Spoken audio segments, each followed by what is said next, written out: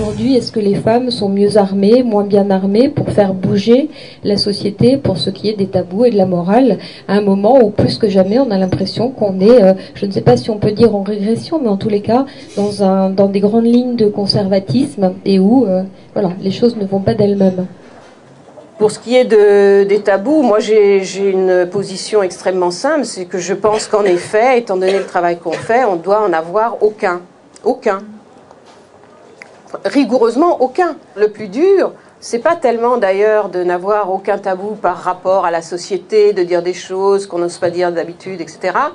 Mais c'est même de ne pas en avoir par rapport à soi-même. C'est-à-dire de faire l'effort sur soi. On a tous des tabous, même lorsqu'on a l'air de filles libérées, comme Bettina et moi, on a forcément des tabous. Et donc, pour aborder certains sujets, il faut prendre sur soi et être capable de briser ses propres tabous. Donc ça, pour moi, c'est une règle absolue. Voilà.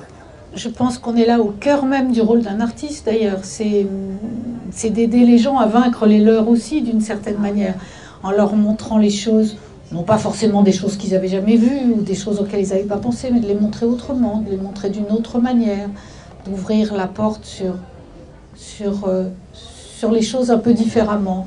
Et donc en ce sens-là, je suis d'accord complètement avec Catherine. Je veux dire, on ne doit pas avoir de tabou, on ne doit pas se laisser prendre par des tabous ou par des questions morales.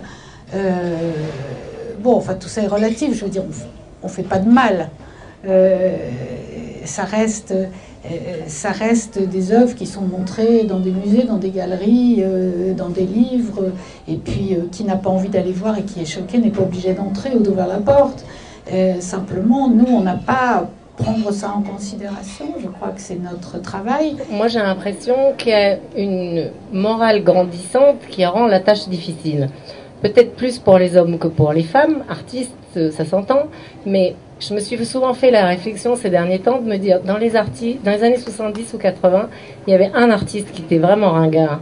Enfin, en tout cas, autour de moi, c'était David Hamilton, où tout le monde riait parce que c'était gentillet, et voilà.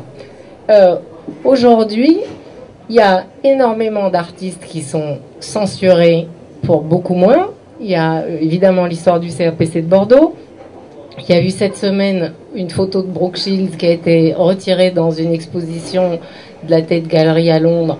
C'est quand même Scotland Yard qui a débarqué pour décrocher ce tableau, cette photo qu'on connaît depuis 30 ans, qu'on a vue et revue. Pourquoi est-ce qu'aujourd'hui elle est insupportable à regarder?